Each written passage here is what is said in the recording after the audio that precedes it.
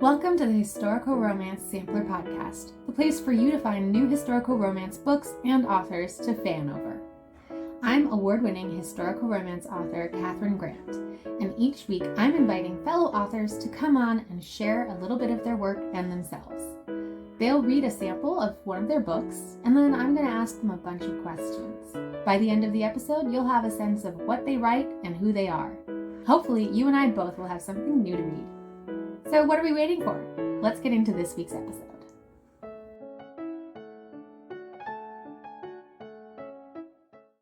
We are here today with the debut author, Isabella Kamal. Isabella is an Iraqi Muslim historical romance author, and growing up in the Middle East, she had very little access to romance novels, but once she got hold of one, she never looked back. Now calling Los Angeles home, she can usually be found in independent bookstores after long days spent developing stem cell therapies. So Isabella, I'm very excited to have you here. Thank you so much for joining the podcast. Thank you so much for having me. I'm so excited. Yeah, absolutely. I know you're reading for us from your debut, The Temple of Persephone. Yes. Is there anything about the story or the scene that we should know before you jump into it? Yes. So our heroine, Persephone Honeyfield, has just broken into Gallows Gate, which she believes to be abandoned, but is actually the estate of our hero, and he has just caught her there. So that's pretty much all we need to know. Awesome. Yeah. Okay. So this is chapter 5 for anyone who's curious. Aidan had been sulking in the gallery when a noisy creak resounded through the house, followed by the sound of footsteps echoing down the hallway into the library. He had assumed it was Baker, accidentally bringing the tea tray to the wrong room. That was what he had expected to find, at least. What he hadn't expected was to see a woman at the top of the ladder that leaned against the shelves, reaching for a book. He also hadn't expected said book to be dropped right onto his head, but that was his fault for quietly approaching before announcing himself. Bending down, he picked the large volume up off the floor. The words mythology of ancient Greece were pressed into the dark green leather in intricate silver lettering. He turned to the woman, finally able to get a good look at her. The words that had been ready to leave his mouth were quickly lost as he took in the sight of her, hanging onto the rungs of the ladder and staring at him with brown eyes the size of saucers. She looked like a little forest nymph, clad in a white dress that appeared a little worse for wear. The hem was muddied, and parts of it were torn to pieces. His eyes slid up to her hair, so short that it may as well have been fashioned after a man's. It stuck out haphazardly in every direction, revealing a high forehead. The light that filtered through the window illuminated her, making her hair shine in shades of golden honey, and her skin glow with freckles that appeared to be composed entirely of sunlight. She stared down at him, eyes curious. The silence stretched on, an unreadable expression on her face. She remained high above him, knuckles white from her grip on the ladder. "I'm very sorry," she squeaked, making no move to descend. "Whatever for," he replied, despite knowing that she was technically trespassing on his property and therefore did owe him an apology. She raised an eyebrow. "For dropping the book on your head?" He looked down at the book and then back at her. Of course. She was no conventional beauty, yet he was sure he'd never come across a more bewitching creature. "What does the cover say?" she demanded, squinting at the book he held in his hands. "Mythology of ancient Greece," he replied. She sighed. "That's not right." "It isn't?" She scaled down a few rungs and wedged herself against the ladder, making a seat out of it. Up close, he saw that everything about her was small, down to her delicate, slender fingers. She reached for the book with one hand, the back of which was dusted with freckles. Aidan wasn't quite sure how to put a name to the emotion coursing through him. Curiosity, confusion, or, and thinking this almost had him wincing outwardly in embarrassment, was it attraction? How long had it been since he'd been alone with a woman? "My name is Persephone," she said. Of course it was. He was hallucinating the physical embodiment of a goddess staring down at him with large, questioning eyes. He continued to study her small face, her slender neck, the unbearably luscious swell of her bosom, "And yours?" He lifted his eyes back to her face. "I beg your pardon? Your name?" "My apologies," he said quickly. He gave an awkward bow. "Aidan Barrington." "But you aren't supposed to be here," she said slowly, a frown marring her delicate features. "Aren't I? Gallowsgate belongs to my family," he said, feeling equal parts dazed and confused. Her dark eyebrows shot up. Yes, but you don't live here, do you? No, he corrected quickly. I live in London. I'm just visiting.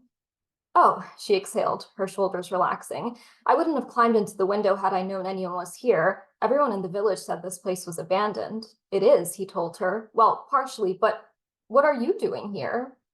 This was his house, after all. The idea that any number of people might have climbed through the window over the last decade and gone through what was left of his family's possessions brought a twinge of discomfort and the urge to guard Gallowsgate from prying eyes.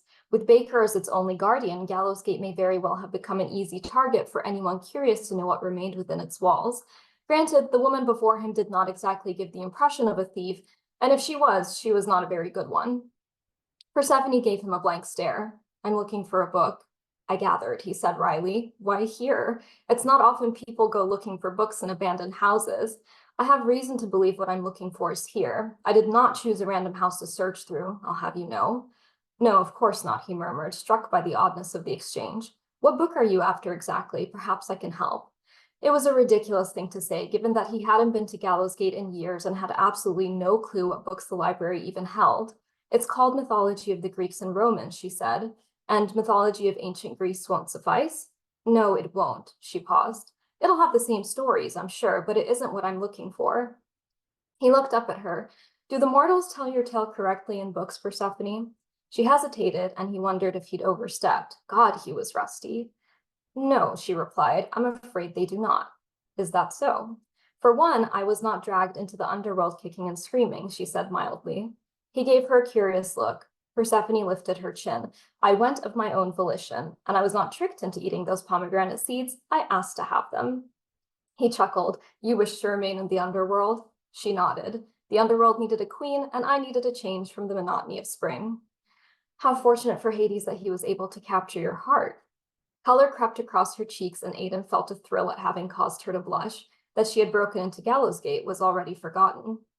I'm not quite sure he has, though I am certain I've captured his, she replied, eyes glittering mischievously before shifting back to the shelves that lined the wall. Would you help me? Find the book, I mean. Of course, he said, a touch too quickly.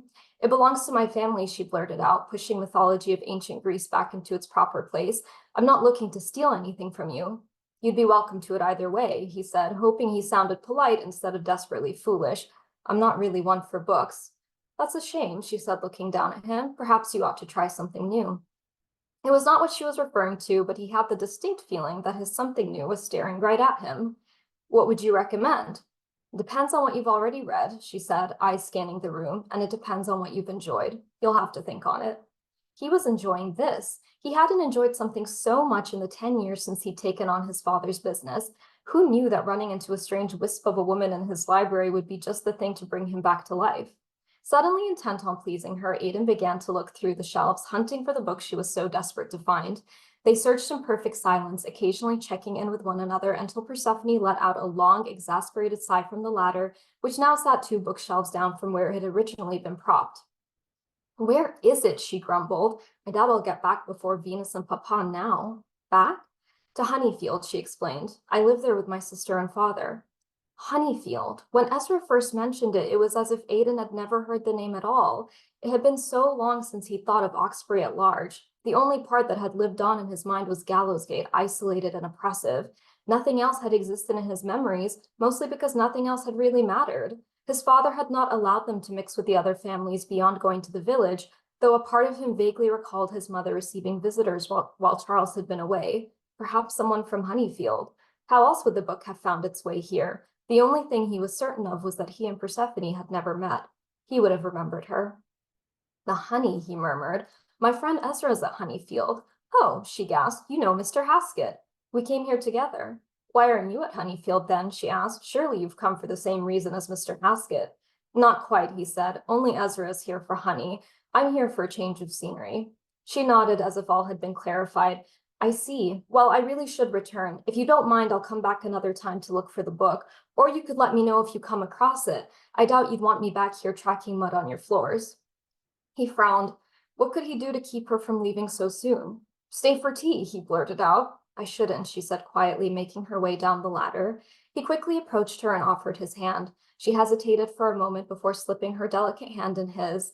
Pure electricity shot through him at the contact, the force of it dizzyingly delicious. She had to have felt it too. What were the odds of their meeting? What were the odds of it being so perfect? Free from the wandering eyes of society, free from propriety, free from the presence of nosy gossips. Perfect didn't even begin to do it justice. At that moment, Persephone's boot caught the torn hem of her muddied white dress. A loud tearing sound cut through the room, and in less than a second she had toppled off the ladder and straight into his arms, a large chunk of white muslin hanging pathetically onto the rest of her dress by a thread. He could feel the warmth of her, one hand against her back, the other having found purchase underneath her now bare knees. She blinked at him, cheeks crimson, the force of her heartbeat apparent even to him. "I am so," she began, voice hoarse. "Are you?" he said precisely at the same time. Neither of them could complete their thoughts because, without any warning, Ezra burst into the room. He was accompanied by a tall elderly gentleman, a young woman with blonde curls, and a middle-aged couple who looked absolutely stricken. "Oh, no," Persephone whispered, barely audible. She wiggled in his arms. "Put me down." Aiden snapped out of his daze and slowly lowered her to the ground, clearing his throat. "Ezra, I wasn't expecting you back so soon." "I can see that," Ezra said cheerfully. Aiden shot him a look that made the smile disappear off Ezra's face. "Everyone was curious to see Gallows Gate," Ezra explained. "I thought we could have tea here before returning to Honeyfield for the rest of the demonstration." "And it seems we arrived at the perfect moment," the middle-aged woman said, her horror seemingly forgotten as she began to practically vibrate with glee. "There was no perfect moment, Mrs. Harding," Persephone corrected sharply. "A lover's rendezvous," Mrs. Harding said in a loud stage whisper to the man next to her. "Persephone," the blonde woman cried out, hands flying to her mouth. "I was just," Persephone sighed in exasperation. "I came here to look for the book, Venus." Venus's attention turned to Aiden, eyes widening as she examined him. Did you find it?" "No," Persephone said. "In fact, I was about to return home." "Such scandal," Mrs. Harding crowed, "and in Oxbury too, and to have Miss Honeyfield in the center of it is simply—" "There is no scandal," Persephone protested. She looked up at Aiden pleadingly. "Tell them there is no scandal." "Miss Honeyfield is correct," he said, stepping forward. "I was only assisting in her search for a book." "Alone, Mr. Barrington?" Mrs. Harding asked. It seemed he could not be free of gossips, not even in Oxbury. So much for the perfection of their encounter. "Mr. Barrington," Venus said slowly, as if testing his name out. "Aiden Barrington? Aren't you the Lord of the Dead?" "Excuse me," Persephone said, putting her hands on her hips. Aiden let out a long exhale, dread barreling through him. "So he is," Mrs. Harding exclaimed. "We heard all about it from Mrs. Murphy when she returned from London." "Right," Persephone interrupted. "I think we have taken far too much of Mr. Barrington's time already." "We have not, however, been given sufficient explanation as to your activities here," Mrs. Harding insisted. "Look at her dress. The poor thing's almost had it torn right off her." This time, Aiden saw that even Venus was casting a look of utter astonishment at the older woman. Mrs. Harding was hell-bent on conjuring a scandal out of this particular misunderstanding, and there was nothing anybody could do to stop her. "Such an unfortunate situation your daughter has found herself in, Mr. Honeyfield, and with the Lord of the Dead, no less," Mrs. Harding continued with clearly feigned sympathy. "Thank goodness your dear wife is not here to see this. Her eldest daughter ruined, she simply would not have been able to cope." "Mrs. Harding," Venus chastised. "Do not think you are unaffected by this, my dear," Mrs. Harding said, beady eyes darting to Venus. "What gentleman would willingly marry into a family stained by such impropriety?" "Oh, what a waste of your beauty. The entire village was quite convinced you'd be the one to marry well. Surely you did not foresee being forced to remain at Honeyfield for the rest of your days with your ruined sister in tow. I shudder to think what will become of the two of you now." Venus's cheeks flushed crimson. "I think we'll—" "Papa," Persephone interjected desperately, turning toward the thin man who had thus far been silent. "There is no scandal to speak of, Mrs. Harding," Mr. Honeyfield said, his words measured and slow. "This was not the way we wished to announce the news, but my daughter and Mr. Barrington are—" He paused here as the entire room awaited his final word. "Engaged." Aiden's mouth dropped open just as Persephone let an entirely unladylike curse slip from her lips. Ezra, meanwhile, gave Aiden a smug smile. "And you said there was nothing to be found in Oxbury." Wow, what a delightful scene. Oh my Thank gosh. you. That was just a joy to hear. Thank you for reading it for us. Thank you. Well, I have a lot of questions for you, but first we're going to take a break for our sponsors. Hey samplers, it's Katherine Grant. I am interrupting this episode to tell you how to get a free book, The Viscount Without Virtue. First, go to bit.ly/HRSFAN. Go through the checkout process. This is where you add the promo code HRSFAN. As your last step, just download your free ebook to your e-reader. All right, well, let's get back to this week's episode. All right, and we are back with Isabella Kamal, who just read a sample from the Temple of Persephone, a very engaging scene that is clearly setting up a lot. One of the things that is clear from both the book description and from that scene is that this is a story inspired by the myth of Persephone and Hades. So I'm wondering if you can talk a little bit about where that came from for you and whether you always knew this book would be a retelling and then how you approached it. So for me, it came from just like being a Greek myth kid as a child. You know, like you're either like an ancient Egypt kid or a space kid or a dinosaur kid. I was just a Greek myth kid because I went to like a British primary school and we had something every year that they called like topics. And I think it was like 5th grade where they were like, we're going to talk to you about ancient Greece and Rome. And I was just so hooked. And my mom always used to do this thing where like whatever we were learning at school, she would buy me and my sisters like books to support that. Oh. So she bought us this book called it's called like The Greek Gods. It was just like a very like child-friendly Greek mythology thing. And I remember reading it. And I still remember getting to Hades and Persephone and being like, that's so cool. Like that is such a cool explanation for the seasons, like genius. And the thing about me is that when I like love something, it's not lightly. So Greek mythology kid just grew up into Greek mythology adult. Like I'm not really good at like growing out of things. And so every time I used to like sit down and try to write something, it would be like a little Greek mythology inspired. I think it just felt right and natural to do that as I was like starting out. And then when I was writing Persephone, I like to call it Greek mythology themed because it's not a one-to-one direct retelling, right? I don't have like a Demeter figure, for example. As I was writing it, I could have probably told the story without the Greek mythology flavoring, but it also didn't feel like that worked as well. It felt like more fun. And I know that people are so enticed by like Hades and Persephone the way I am. And I think the appeal of it is kind of probably what it like draws us to like Beauty and the Beast, right? It's like two characters who are like different from each other, but also weirdly on the same side of the different sides of the same coin. Yeah. So for me, it just felt like it was always going to be Greek myth inspired. And also because I think your debut should just be like as much of a love letter to yourself as possible. So I was like, well, what would I have wanted to read like when I was like really in my Greek myth phase, or maybe when I was a teenager? And so that's why I wrote this book. I love that. Did you always interpret the Hades Persephone story to be a romance, or did that come after you got into romance? I always interpreted it to be a romance because, well, for one thing, because the first version I read of it was so sanitized because it was so child friendly. So in my mind, I was like, this is Beauty and the Beast, right? Which I also love. And then as I grew up, obviously, I was like, okay, well, I don't think I had all the details of this particular myth.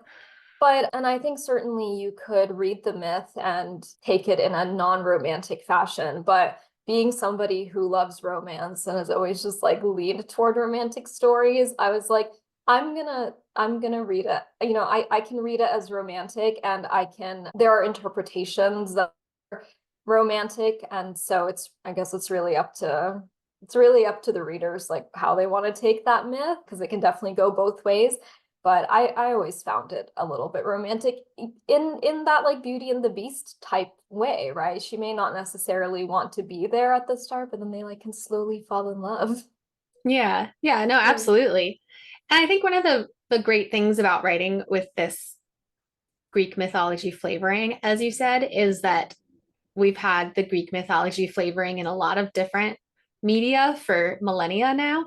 So there are a lot of, as you're building your illusions, it makes the text really rich. So were you influenced by any of other retellings? Like the one that jumps to my head is Hades Town, the musical. You know, are there any of those that you were pulling from as well? Not really. I love Hades Town, by the way. I'm a huge musical nut. Like as soon as it came to LA, I like ran to see it, but not really, honestly. I think I was just very much running. I just was taking from what like I like from the Hmm. myth and then just like leaving the rest of it behind. Obviously, I like read a lot of retellings, and it's really interesting to me all the different ways that you can like work with one story. So this one does feel like very much Isabella's, where I was like, I'm gonna pick this and do this and leave the rest of this out because I don't want it. Yeah. Well, I love it. I love what you said about the debut being a love letter to yourself, because it sounds like you really got to honor the story that has been resonating with you since you were in fifth grade and started learning about the Greek mythology, and then also got to honor your love of romance and put them together. So how old were you when you first did get to romance? So this is gonna be like really surprising to people because I feel like a lot of romance authors are like, I started reading it at like 11 or something. But I grew up in a place where like you were not likely to like go to, especially at the time, you couldn't go to a bookstore and see like all the romance novels on the shelf. So and like my mom didn't have any either. And so I would like read other books and I would always like cling to whatever like tiny thread of romance there was in them, even if it was not the Yeah. main plot. So it was definitely always like love romance. By the time I actually, so two things happened. One, once at the bookstore, something slipped through, and I think it was historical romance, and I think it was because the cover was just like a woman in this pretty dress, and so whoever was buying the books for the store was like, what could possibly be in here? Anyway, there was a lot in there because I bought it. They had shelved it with Shakespeare. I'm like a big Shakespeare person, so I had been like I was like in that aisle, and I was like, this is not Shakespeare. It was actually historical romance anthology. So certain things did slip through. I had read a couple of contemporaries. Meg Cabot had this like epistolary series back in like the 2000s. And so I would read those, but they were all very like fade to black. And honestly, reading them, I was like, do people live like this? Like, I know that sounds insane, but also we have to understand like where I was growing up and how sheltered I was, or I was like, is that like I knew it was real, but at the same time I was like, is that a thing? Like, I don't know. So when I bought that anthology of historical romance, and oh my God, I like started reading it, and I remember I had started reading it like on a Friday, and then Saturday I stayed until bed until 4 p.m. because I couldn't stop reading it. It definitely drew me in more than any other contemporary one had, and I think it's because I don't know, historical heroines felt like me a little bit. I know what it's like to be in a community where you're always being watched, maybe potentially judged. Like there's that lack of freedom a little bit. And I just want to, I also should say, like, that was my experience. I also do not consider myself as having been like oppressed. I have to say that as an Arab person, because sometimes people will hear me say these things and be like, oh, all of our stereotypes about the Middle East are right. We're just very sheltered, right? I had a lot of freedoms. I just didn't have access to romance novels, right? So Sure. so yeah, and so I read it and it was I to this day I can't find it. I legitimately want to find this so bad. It had like a purple cover.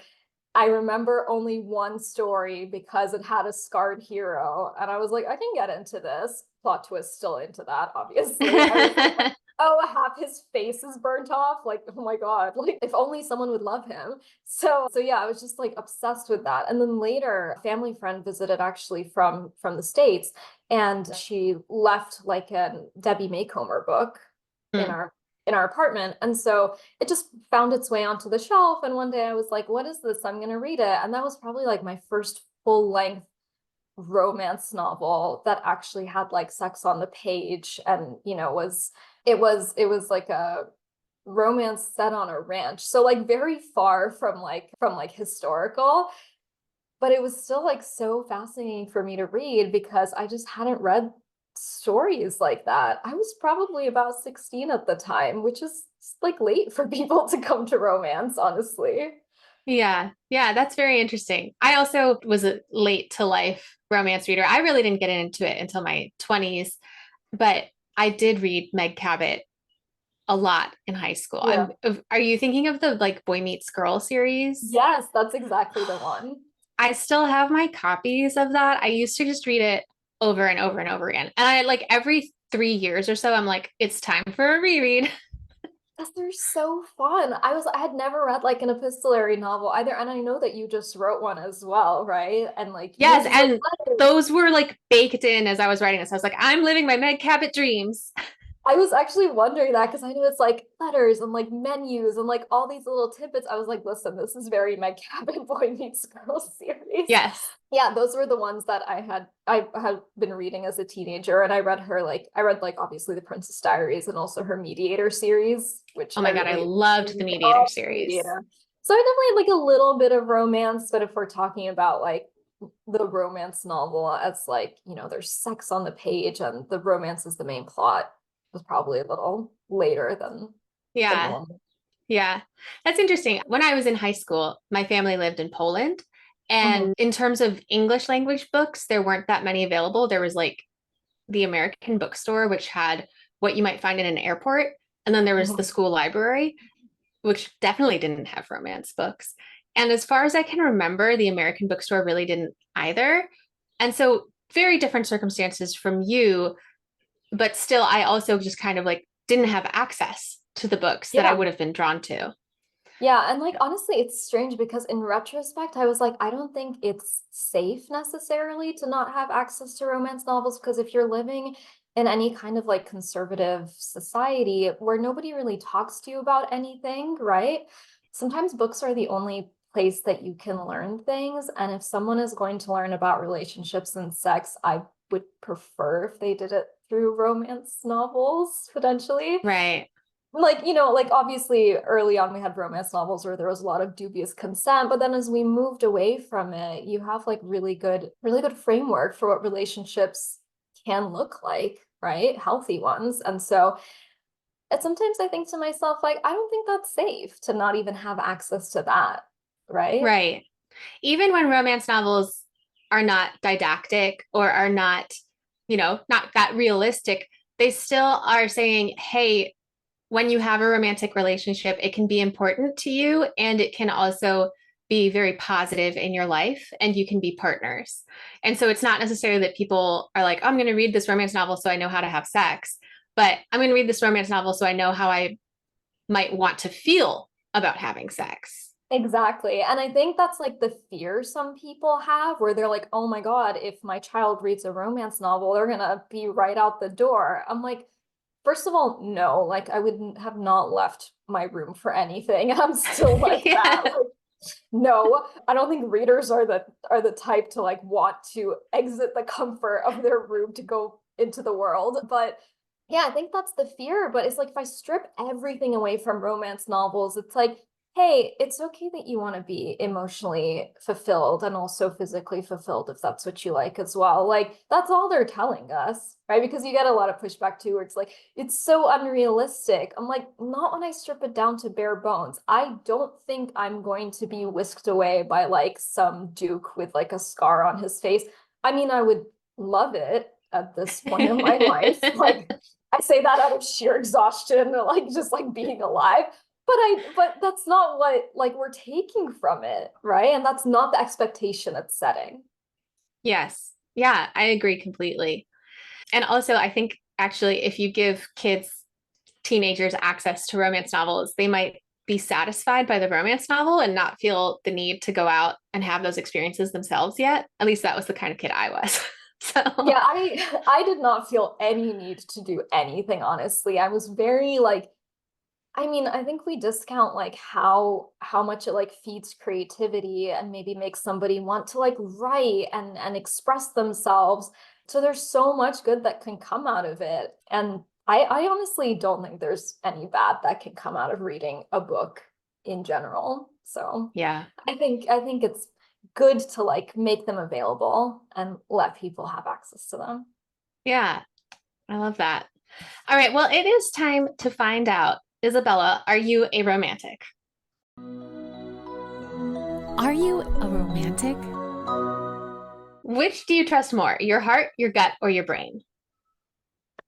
Like my knee-jerk reaction to this is I'm an anxious person, so none of them. But probably once I like get over the anxiety, I think I go with my brain more than anything. That tracks for a scientist. Do you believe in love at first sight? I do not, and this is just like an Isabella brain thing. I really have to like know people before I like love them. I think you can certainly like, or I can certainly look at someone and be like, wow, that person is very attractive, but I don't believe in love at first sight. So, is there a difference between lust and love? Yes, absolutely. They're like two separate things to me, honestly. Like I'm sure like one leads into the other, like I'm sure for a lot of people. And sometimes for others, it's like the opposite, like love will lead to lust. So, but I do think they're quite different. Do you believe in soulmates? I do, but not just romantic ones. So I just believe in soulmates across the board, right? Like I have, like my friends are my soulmates and my sisters are my soulmates. And so I believe in soulmates in like a very wide encompassing way. Do you believe in true love? I do believe in true love.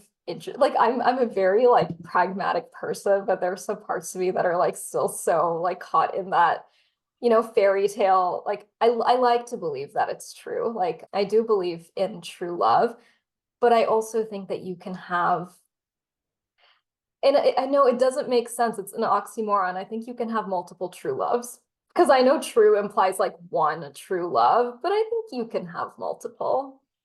Why is romantic love important? I think any type of love that demands vulnerability of us is really important, right? And I think I like to hold all types of love like on the same level, kind of, because I don't think it's great emotionally to like rank them in your mind. But I think romantic love demands the most vulnerability out of all of the different types of love. So I think it's like very important for that because I think it, especially now, I sometimes feel like vulnerability is so discouraged, right? In a lot of like little different ways. It's like vulnerability has died like through 1,000 little cuts a little bit. And so anything that demands it of us or makes us practice it and exercise it, I think is really, really important. That is very well said. I am going to deem you a realistic romantic. Okay, that makes sense. And I suspect that a younger Isabella was a romantic and that it has been whittled down, but you're still in there, a romantic at heart. I'm still in there. I think I'm a romantic deep down, but externally, I was like, my God, I've been beaten down so much. Well, it's a Fine, I'm good thing fine. you write romance novels so we can honor the romantic in you. Exactly. Like, yeah, that comes from like the very depths of my romantic heart. So it's still there. I love it. So before we finish, where can our readers find you and your books? So I can mostly be found on Instagram. I'm at Isabella Kamal author. And then you can also sign up for my newsletter, and the links for that are also on my Instagram. And I also have a website, isabellakamal.com, where you can see like where you can buy my books. Awesome. Okay. I have really appreciated having you on the podcast. Thank you again for joining me. And Temple of Persephone is already out. Is there a sequel with a date that you want to promote? There is a sequel, no date, but if I have any news, I will put on my Instagram first thing. Awesome. All right. Well, thank you so much. Thank you. That's it for this week. Check out the show notes where I put links for my guests, myself, and the podcast. Until next week, happy reading.